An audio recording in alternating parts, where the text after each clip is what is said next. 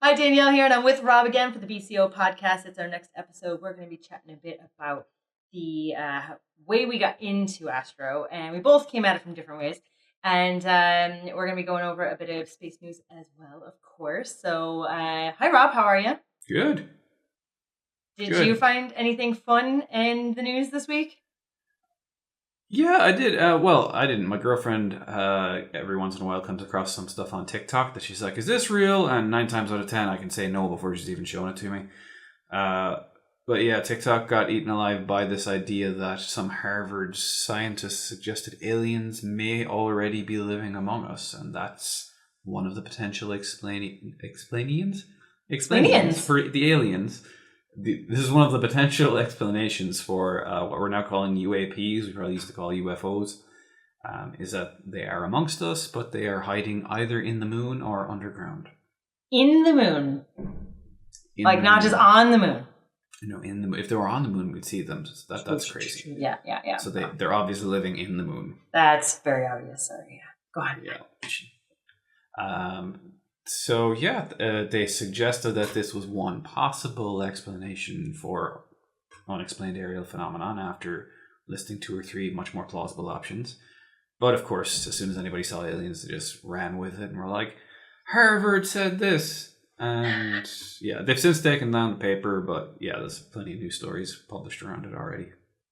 So, did you read any of it? Did you get to see any of the paper, or was it gone before you? I did, and again, it was from the Harvard social science researchers, so it wasn't like Harvard's astronomy guys or anything. It was just, they were just talking about the explanations for UAPs, and there's always something perfectly plausible, like weather balloons, and my favorite was actually skydivers doing it at night, because they have these flares on their boots sometimes, so they can see each other and do these cool aerial things at nighttime. And you see all these lights coming closer together and then going further apart and then coming closer together. Yeah. And all of a sudden they'll stop and sort of float out in different directions. And if you're looking at that at nighttime and you're seeing all these lights doing this, you're like, what the what? But when you think about it afterwards, you're like, oh, that does actually make sense in the context of skydivers doing aerial performances or whatever. So that was probably my favorite one. Have you seen the videos of the guys? Videos from I'm ashamed to say how long ago, but 20 years now probably, of camcorder footage of lights going in and out and in and out, and it was on one of those aliens definitely exist shows. Which they built the pyramids, Rob. They built the pyramids. Yeah, I ate that stuff up as a kid. Yeah. But in retrospect, one of those videos that I saw, I was like, I really can't explain that. That does look like aliens. 20 years later, I'm like, yeah, that makes sense. Yeah, I've seen several of those too. And they're really popular, of course, in the US. I feel like I actually don't know which country has the most alien sightings. I probably would say it is the US. It's such a big part of our culture. We've got Area 51, and people are so into this, finding the body that crash landed, this alien spacecraft that crash landed in the mountains, and the body's being hidden in Area 51. It's a part of American folklore, and of course I grew up with loads of people telling me stories. I've definitely seen an UFO, and here's my story, and it usually is lights in the sky. That's the big one, and a lot of times it's just Venus. I'm telling you, whenever we get Venus really bright in the sky in the evening, especially in the morning, well, both of those, that's usually when you see Venus.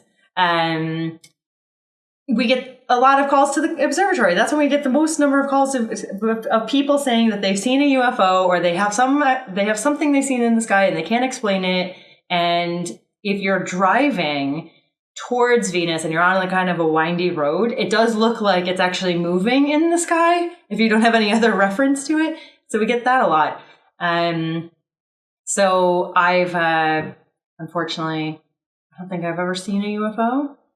Well, do you know what? Until I got into astronomy, yes, I probably would have seen you. I've seen things that I couldn't explain and didn't understand. And then once I got into Astro, then a lot of things made a lot more sense. Do you know what I mean? So you would think that if UFOs were out there, or things are in the sky constantly that can be captured, it would be the amateur astronomers that are capturing it, because they're out at all hours of the night and they're out all over the place.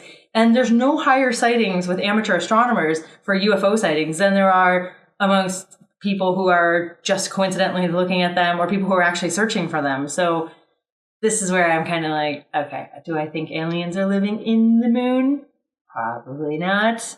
How do you feel about it? Do you think aliens are in the moon? Maybe you have a completely different perspective than me. No, I don't think aliens live in the moon.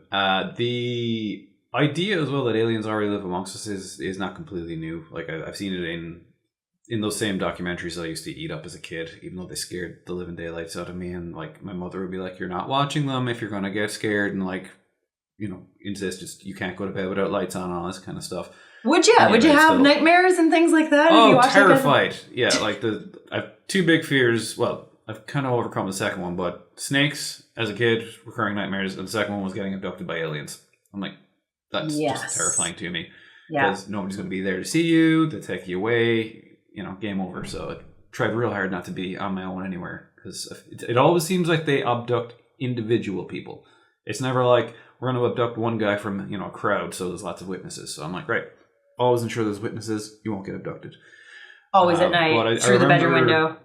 Yeah, I remember Nova Scotia being suggested as a place where it was like the new Roswell for a while there, that people were suggesting, no, they live underwater. And we've seen UFOs leaving the water and going into like outer space from there.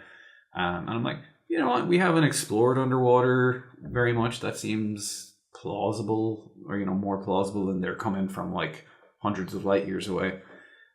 Again, weird how like the reports of these sightings dramatically decreased as soon as everybody got a phone on their camera. You would think that it would go through the roof and that we'd have all of this footage, but no. But like you said, it is a folklore thing, and particularly in US culture, and it's really, really cool. Like how we kind of process these kind of stories and how they've evolved over time. One of my favorites is the kind of traditional view we have of aliens, that they're like these little short guys with really, really big eyes. And they think that may be attributed to a encounter that this party had with these really big owls. So they were like just hanging out at their house, and this like, I can't remember what type of owl they are, but they're pretty large. But when they're I think I know what you're talking about, because I saw a TikTok recently, and I wish I could remember the name of the owl right now, but it is the most terrifying thing. And I grew up like with great horned owls and all sorts of owls and being out in the woods and hearing them and everything. But I saw this TikTok, and I think it's a South American, but I don't remember where in South America. This owl, like you described, has huge, huge eyes, and it doesn't even. It looks like an alien, and it's quite big too. It was a ghost owl or something like that. I have to look that up later, but I'll send you a picture, because then you'll be like, this might be the one you're talking about. Yeah, and it's especially when they're young as well, because they haven't got like the full-fledged feathers, so they just look scrawnier, and you can see like they look skinnier and everything. And one of the explanations they had for these guys is that they, you know, like a family of them were just after like fledging the nest or whatever, and they were like in this family's backyard and scaring the living daylights out of them. I believe it, because if I saw that thing like crawling, so the one that I saw was standing on a fence, and it was it was not the middle of the day, but maybe like sunset, and but like enough light to be able to see it very well. But if I saw that at night, like climbing around, and you know, because they're up on 2 feet and you can't really see its arms very well, if you saw that thing like walking along a fence, I'd be terrified of that. Especially if you had like little ones with, no. No, thank you. Well, speaking of the moon, I actually saw there's an Instagram reel actually, and it was a guy talking about the strawberry moon, which is one of my favorite moons of the year. I have a personal connection to the strawberry moon, but he was talking about how this strawberry moon was really rare, and it's only coming around every 20 years, and get out there and see the strawberry moon. It's going to be pink. It's going to be red, because that's why it's a strawberry and all this. And I was actually watching this going, what? This is not true. And this is this is all stuff that's very easily Googleable. You could look this up very easy. It's I like the strawberry moon, and the reason it's called the strawberry moon is why it's so personal to me. So my grandfather used to take me every year to pick strawberries in the strawberry fields when they were ripe, which is the end of June. And so it always coincided with the last day of school. So he would always come on the last day of school and pick me up, and we would go out to the strawberry fields and pick strawberries while my grandmother was at home baking biscuits. And when we came home, she would make strawberry shortcake with the strawberries that we picked from the field. So that always, strawberries for me are always like a really happy thing. And they always remind me of like the start of summer and being finished with school for the year, and just the nostalgia of being with my grandparents. And so the strawberry moon actually gets its name from Native American tribes. I think it's also attributed to the Algonquin tribe, which is a tribe that is not far from where I grew up in Buffalo, so on the Great Lakes. And that is why they call it the strawberry moon, because it is signals the start of summer, and that the strawberries are ripe around that time. So this is when the full moon lands around the end of June. And it isn't pink because it's the strawberry moon. It isn't called the strawberry moon because it's pink.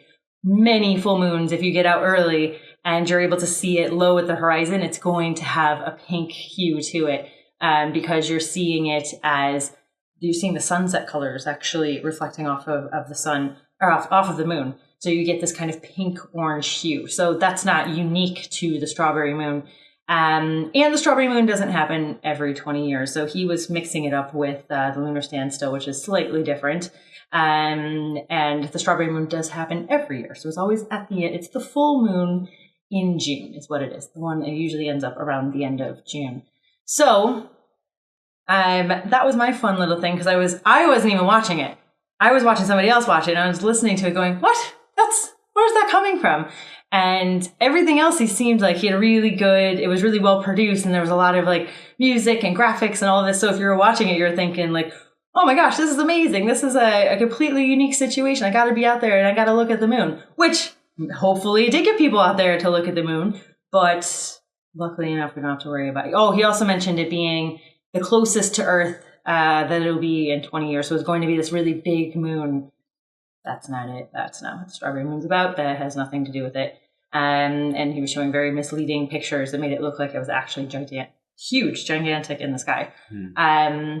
If you do want to see the moon very large, supermoons are always a little bit closer to Earth, so they do appear a bit bigger in the sky. But just in general, around a full moon each month when you go out, if you're able to get to a high spot or a place that has really flat land, or if you're looking out at the sea as the moon rises, seeing the moon coming up as it rises, it always will look bigger than if it's directly above you in the sky there, or just high in the sky. Because when it's closer to the surface, it appears larger, and it also you have things to reference it too. So if it's like rising next to a lighthouse or a tall building or a tree, then it looks a lot bigger. So you can try that with any full moon. You don't have to wait for a special moon to go out and take a look at it. So anyways, just thought that was quite interesting, and hoping that people don't wait 20 years to go out and look at the strawberry moon. Yeah. It'll come back around next year. That lunar standstill you're talking about is really cool, and I'm like still trying to get my head around what's going on there, so stay tuned for a future episode where Rob has finally figured out what the hell is going on with the lunar standstill. But I was talking to our colleague Francis, who knows all this stuff inside out. But there's a really cool heritage site in Benane, it's on the border of Cork and Kerry. I'm actually not sure which county it's in, but they've got stone circles there that are like aligned to the night sky. And they have this cool phenomenon that happens during the lunar standstill where it looks like the moon is climbing up this mountain that can be viewed from the center of a stone circle. So it is my mission, because the 18.5-year cycle is coming around again, to figure out exactly when that happens, because I want to see that for myself, because the Heritage Park is really, really cool. So, regardless of whether you're going at night to see this stuff, I really recommend you go there. It's a beautiful, beautiful site. Awesome part of our, cultural heritage. But if we can figure out how to recommend that you guys go do it so that you get to see the moon climbing the mountain as well, that's going to be awesome. So stay tuned. We're going to try our hardest to figure out when exactly you need to go do that. So since we're talking about looking at objects in the night sky, and we're talking about when to go out and where to go and that sort of thing, why don't we get into how we got into this and where we started off? Did you have any experience with a telescope at all before you started working at Blackrock Castle? No, but I had tons of experience with microscopes, which definitely was helpful for the focusing side of things.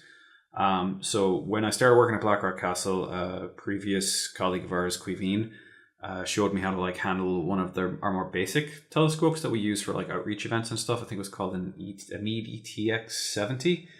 And to this day, it's still one of my favorite telescopes because that thing is built to last. Like we have dropped it. I have, kicked it. I have done so many things to it that Alan would probably fire me on the spot for if he saw me doing them. I want to fire you. What do you mean you kicked it? What do you mean you dropped? Who's letting you use these? And these are intentionally. Oh my god! But it is really robust. I have seen other pieces of equipment that you look at them funny and they stop working, but this thing is a real powerhouse. So it makes a really, really good first telescope for clumsy individuals like myself. The initial effort of finding the moon was kind of tricky because we hadn't the spotter scope set up on the ETX when I got started. So the first piece of advice I have for anyone is don't try using the thing until you figured out the spotter scope, because even with something as large as the moon, it's really, really, really hard to point it directly at the telescope or at the object that you want to look at. But yeah, that was my first time really working with a telescope, was working with the ETX 70s. And it was tricky at first, but like once you get that initial eye in, it's so rewarding and addictive. How about you? What was your first? Because you got into the telescopes quite late, and then all of a sudden you're just dealing with one of the most impressive telescopes you've ever seen, really, in a very, very short space of time. Yeah, I did. I didn't have a telescope before I started working at Blackrock. I do want to start by saying the ETX 70 is not a basic telescope, and it doesn't have a spotter scope on it because it's a computerized telescope. So this is not usually a beginner telescope. We're very lucky that the castle happened to have 3 of them around, because they're actually not the cheapest either. They're actually a very decent telescope that should not be kicked around the place, because it does have go-to panels in it, and we can talk about that a little bit later. So I do know we got lucky with them in that they were actually just on sale. I think it was in like an Aldi or a Lidl or something like that, and Alan thankfully spotted that it was incredibly good value. I think they're still like $300 or something. You can't get the ETX 70s. They don't make anymore. I haven't looked in a while, but I think the smallest that Meade makes on that line is an ETX 80, I want to say, maybe 90. But they stopped making the 70s. So so we can't be kicking ours around because we have to make them last. I think they're a great telescope because one of the things about them is that they're compact and they come in a backpack.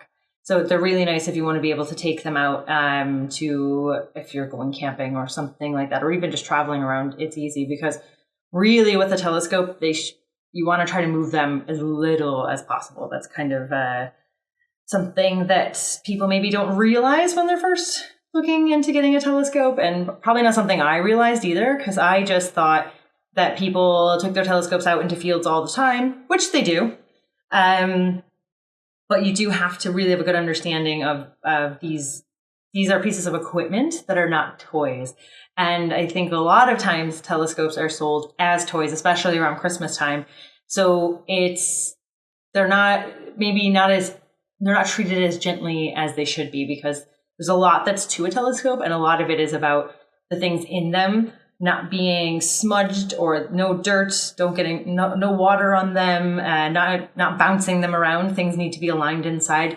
And I started off not knowing anything about telescopes, knowing that I wanted one, but not knowing anything about it. And that's completely fine. A lot of people come to telescopes and wanting to buy one, but having no idea what to get.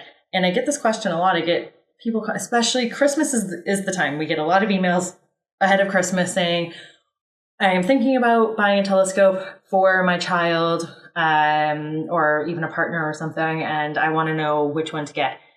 And for me, I always say that's kind of a hard question to answer. It's not asking what is the best telescope to buy is the same as asking what is the best vehicle to buy? What's the best car to buy? It's the same kind of thing because it's the same questions. What kind of a lifestyle do you have? What kind of a budget do you have? What do you expect to get out of this this piece of equipment? What are you willing to put into it? All of those things are kind of the beginning questions to figure out what kind of telescope you want. So when I started looking, I just started reading. I started reading about telescopes and starting off with the two basics, which are the refractors versus reflectors. And both of those telescopes are great for different things. So you kind of want to have an idea of like, what do you want to do with your telescope? Because you're going to get different results from each one. So the ETX70 is great because it's a small refractor and it is great for things like planets and the moon. And that's what you want. You really want to have, you're going to start off with those. So I'm assuming, Rob, actually, what was your first target when you're using the ETX70? Was it the moon or was it something else? Yeah, it was the moon. So Quivine took me outside because I think it was like first quarter moon or something. So still kind of daytime to help me spot the moon. And, he showed me a few tricks. Like if you had the telescope down low at like waist height and remove the primary eyepiece until you see the moon in like just that first mirror, it usually helps you to make sure that you are looking at it. Because you mentioned that it had that panel, but unfortunately that was broken on the models that we had. So we did have to kind of do stuff by eye, which was tricky when you didn't have the spotter scope and the computer wasn't working. Was it broken because you were kicking it across the courtyard? Is that why? It was like that when I found it. Yeah. But it was the moon. But I don't really count that because I had guidance. I think the first thing that I kind of figured out how to get myself and was really proud of myself, because I was like, I did it, was Jupiter. All right. Because, I may have seen Venus, but I'm not sure. And I would advise, if you are looking for Venus, it's a great one to start looking for with the naked eye, but you're not going to feel confident that you've seen it if it's the first thing you go looking at because it looks so much like a star. You're like, am I looking at a really big star or am I looking at a UFO planet or a UFO? It doesn't look terribly different to the untrained eye to a star. With a bit of experience, you'd be like, oh, that's not a perfect sphere. It's a little bit like a half moon or a 3/4 moon or whatever, because you don't see the full circle sometimes. But Jupiter, you're very, very obviously after seeing something new. Even if all you're seeing is like one big bright ball, you're also seeing up to four smaller balls right beside it that you're like, oh, that's unusual. I've never seen a star that does that. And it's the 4 Galilean moons you're seeing, which is pretty cool. And that was really rewarding to see that. And, over time, as I learned to fine tune the telescope in my eye and train myself for like lower light conditions and everything, I eventually could even see very faintly the banding. I couldn't tell, two separate like brown bands, but you could see like the beginning of the shading of it on these smaller telescopes. You can pick it up on the bigger telescopes like the Dobsonian we have. I can't remember exactly how big that is. Is it like 8 or 10 inches? So a Dobsonian is a mount type. So you have different types of mounts that hold your telescopes. And normally with a Dobsonian, it's holding a reflector telescope. So it's slightly different than the ETX. The ETX is a refractor, a small refractor. We have a couple of telescopes on Dobsonian mounts in the observatory. I'm sure you didn't use the one on my desk because that's a 3-inch reflector. I'm sure you're talking about the large one, right? Skywatcher. That's a 10-inch Newtonian. It's a Newtonian reflector. Yeah. So, when I mentioned in a previous episode that I saw a shadow on Jupiter cast by one of the moons, and it was through that telescope that I saw it. So you're not going to see that with your little ETX probably, but it was. No, it was really and cool that's a very different. So here's the difference with a Newtonian is, especially like that, a 10-inch Newtonian reflector. It's nicknamed a light bucket. So because of its design, if you ever look at them, they're like a big giant. They look like a cannon. They're big open tubes, and they actually are opened. Where the ETX is being a refractor, it's a sealed system, so it has a lens at the front, so you can't actually put anything down the tube of the telescope. A Newtonian reflector is open at the end, so you're really exposed. It's just a hollow tube all the way to the back, and then the back of the Newtonian is a mirror, and that's your primary mirror. So it goes across the entire, stretches across the entire diameter of the moon of the tube. And one of the things to look out for if you're trying to decide between reflectors and refractors is that the Newtonians are more susceptible to things like dirt and dew if you're outside and it's the evening time. All of these things can actually get into your primary mirror. And you really don't want anything touching your primary mirror. You don't want any fingerprints on it. You don't want any sort of dust or stones or anything to get kicked down there. God forbid you have something like that happen. So if you're kind of concerned about moving things around or maybe dropping things or anything, maybe you have, maybe you're a bit clumsy, using a Newtonian reflector can be, you have to be very gentle with it, where you can get away with being a little bit rougher. I do not recommend being rough with any telescopes, but you can get away with being a little bit rougher with a refractor just because you don't have to worry about the dust and things getting into it as much as you would with the Newtonian. So, but the light bucket, because it's open like that, it's able to collect a lot of light. It's very, they're typically larger than refractors. So you're able to collect more light coming in. So that means that you're going to have brighter objects.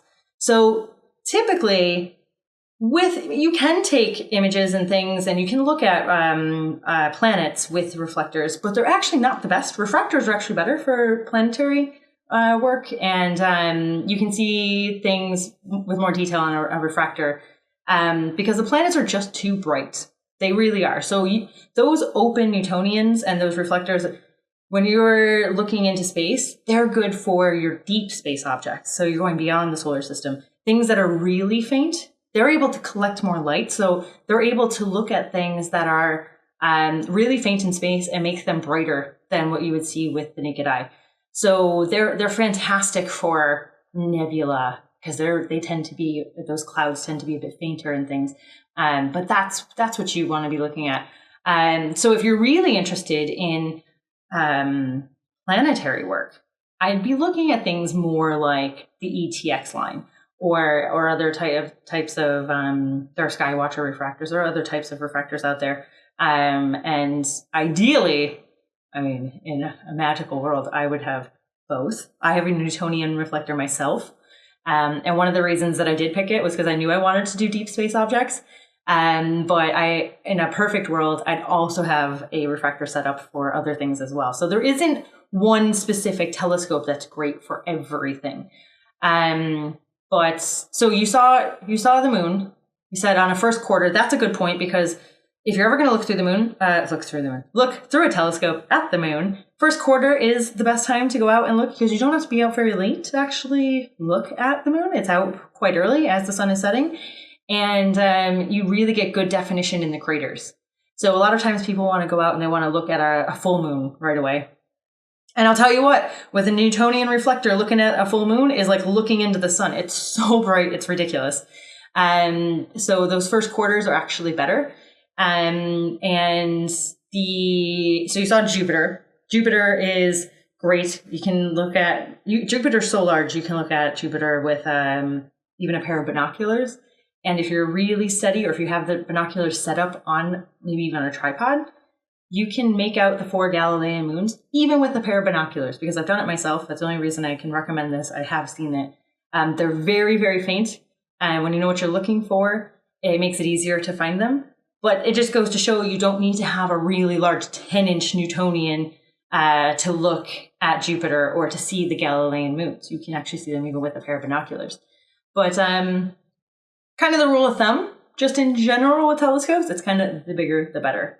So there's a thing when you start buying telescopes and you start using your own, it's called aperture fever. And it happened to me because I started using the ETX as well. That's a 3.5-inch, 4-inch refractor. And immediately I got to see all the planets, loved it, but then I immediately wanted something bigger than that. So on my own telescope, I have a 6-inch Newtonian. So I caught aperture fever very quickly, and then luckily was able to not go broke buying telescopes because we have a 16-inch telescope at the castle. So that really helped with my aperture fever, getting over it.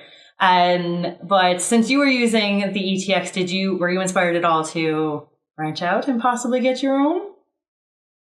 Yes, and unfortunately, what I liked about the ETX, I didn't get aperture fever like you because I am one of those people that's like, I want to be able to take this places. Like you, I really loved how compact that telescope was. You really could fit it into like a rucksack, and then you just had the tripod like dangling on the back, and it was really, really convenient. I didn't actually go to dark sky places very often, though. Where I was living in the north side of the city wasn't. You would think it's bad, but I was just protected in such a way that I had a reasonably dark area on the north side of the city there, which was great for looking at the planets. Terrible for looking at anything else, but the planets were actually really, really easy to see. And that's actually probably a bit of advice for anybody that's like a little bit overwhelmed, like trying to find planets in the night sky.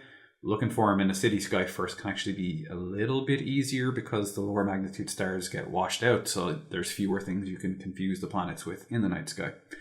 But one of my favorite places to go was actually, for anybody who's familiar with Cork, St. Luke's Cross. There's a pub called Henchies, and there's a lovely little patio area out there in the front. And what I loved to do was just take the telescope down there and just engage with the general public. They were like thrilled to be able to look at, this array of planets that happen to be like coming across St. Luke's Church right next to the steeple. Sometimes you'd have Jupiter or, Saturn or the moon. Saturn has always been the one that impressed people the most, and the TX was able to get that, so that was good enough for me. So I went looking for a telescope that had a similar kind of size and profile, and unfortunately I kind of messed up in that I underestimated the importance of the tripod. And I think if I were to give any little bit of advice on, my experience and mistakes that I've made in learning to use telescopes and purchasing telescopes along the way, it's the tripod. You cannot spend enough money on getting a good tripod. A cheap telescope might be okay, but a cheap tripod won't be. In fact, we're recording this on, I have a Zoom H4n microphone over here. That's the tripod that came with my camera, or with my telescope, and it has been so useless that I've just converted it into the tripod for my microphone now. I don't use that telescope anymore purely because the tripod is terrible. It's too shaky. So if you're looking at anything other than like the moon, even is a little bit frustrating. It'll just wobble. Like if you breathe on it wrong, it'll wobble. You can get over that with the moon. It's annoying, but you'll get over it. But anything with a planet is just it's not fun to look at. And I don't want anybody to go out there and buy a cheap telescope and think, this is frustrating. I don't like looking at stuff through telescopes. This isn't the hobby for me. No, you just got the wrong piece of equipment. If you get the right starter piece of equipment and invest a little bit more money in it, it will pay dividends. So tripod, priority number one for me. That's a really good piece of advice, because anyone that gets seriously into astrophotography, for example, you're going to spend more money on your tripod and your mount than you will on the telescope itself. I'll tell you that much. And the biggest issue is vibration, either coming from the ground. So even just walking by it, you'd be surprised, because when you have a really bad tripod, even walking next to it can shake it too much and you can lose an object. So having something heavy. So even, if you can't afford, maybe you have a dream tripod, but you can't get it, or you just are on a budget. A lot of times the mid-range tripods will come with a little hook at the bottom, and you can actually put weights onto that. So even like a sandbag or something, just to add weight to it and make it anchored and steady. Because even something as simple as just kicking the leg of the tripod can just ruin your night.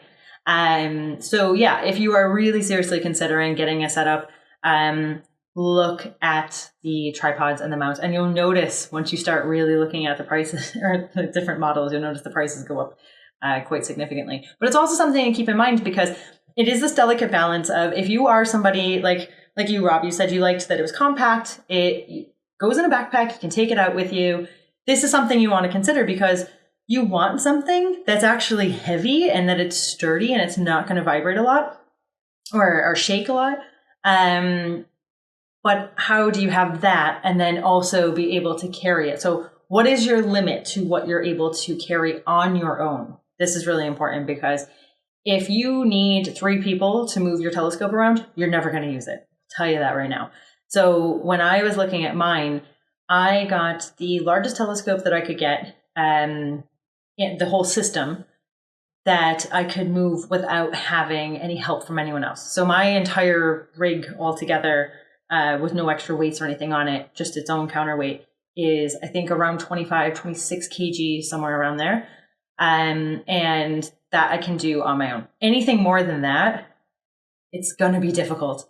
So it's just something to consider because if you're going to want something that you're going to be able to put into a bag or put into a car and then take out to a field, especially think about that. If you're going out to a field and you want to set up in the middle of a field, maybe you can't drive out to the field. You might have to be able to carry your equipment out to a location.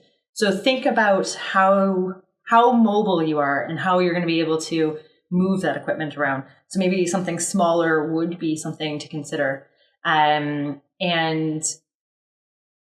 yeah, it's a balance between you want something as big as you can possibly get it, but then also something you're going to use because there's no point in getting a giant telescope and then it never makes it out of the closet, which happens all the time.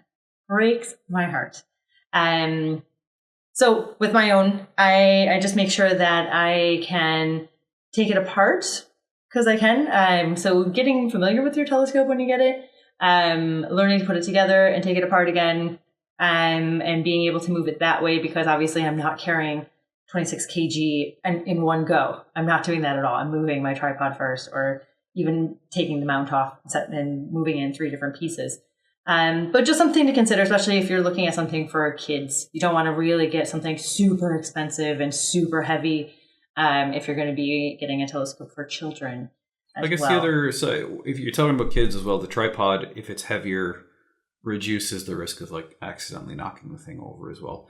And, I don't want to make this sound like you need to be spending an absolute fortune to get a decent tripod.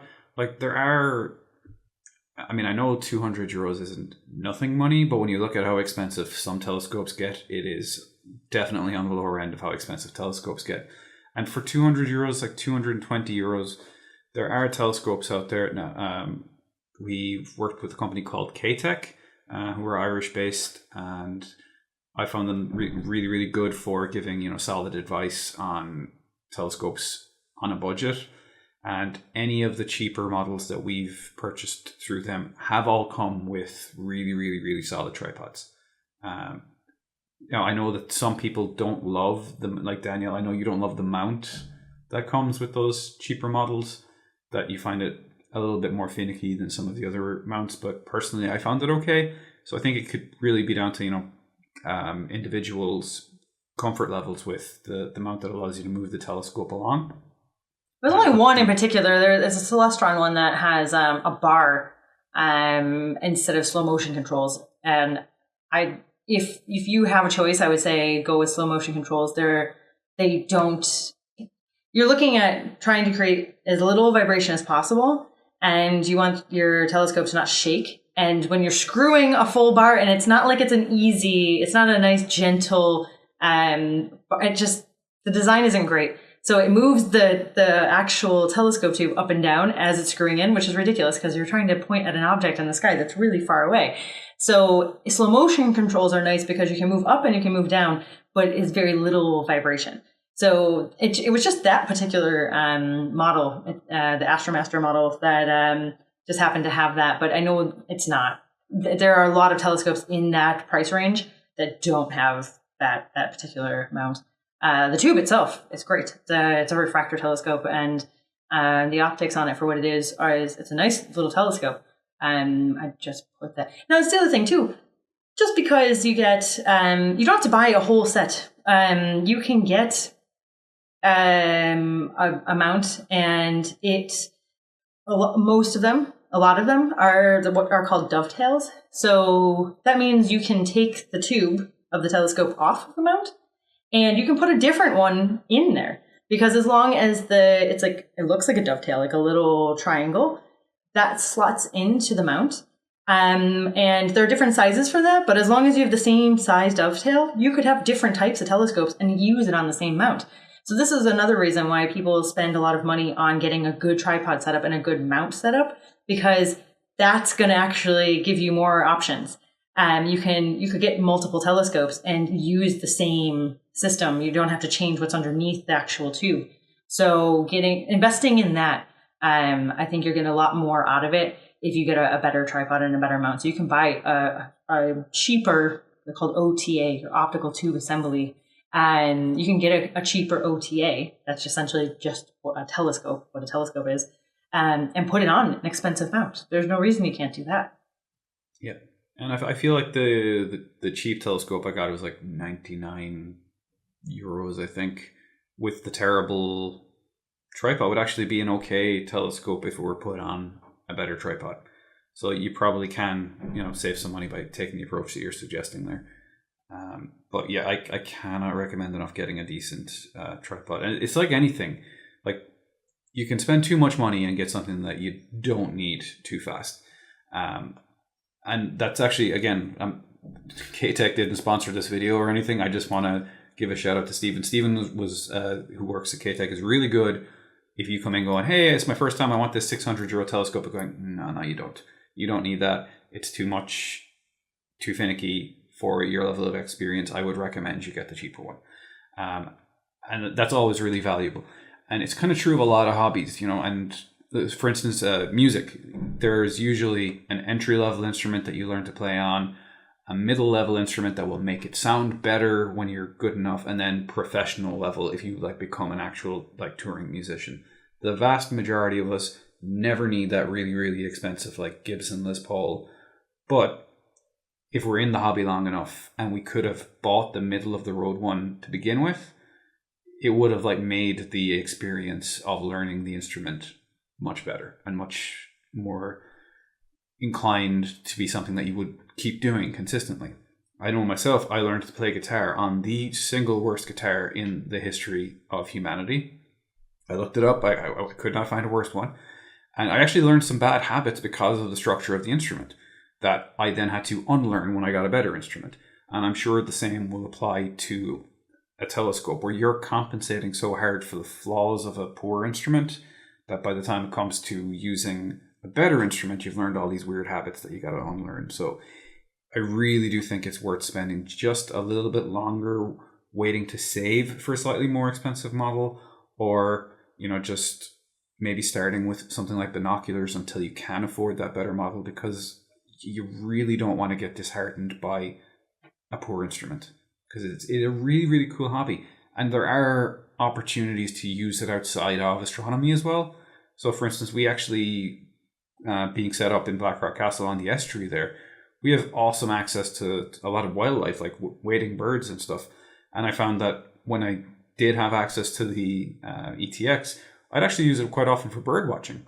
So it's a really cool, if you're into other hobbies, it's a way to use the telescope to, get extra value out of it and justify waiting that little bit longer. Wasn't it flipped upside down? If you're looking for an answer to that last question, then you got to stick around for part 2. We're going to go even deeper into the do's and don'ts and things to look out for when you're buying your first telescope. But if you have questions so far about anything that happened in this episode, make sure you drop them in the comment section or reach out to us on social media. Just look for Blackrock Castle Observatory, Blackrock Castle. You'll find us there. Even if you have a space question, send them over. We love those.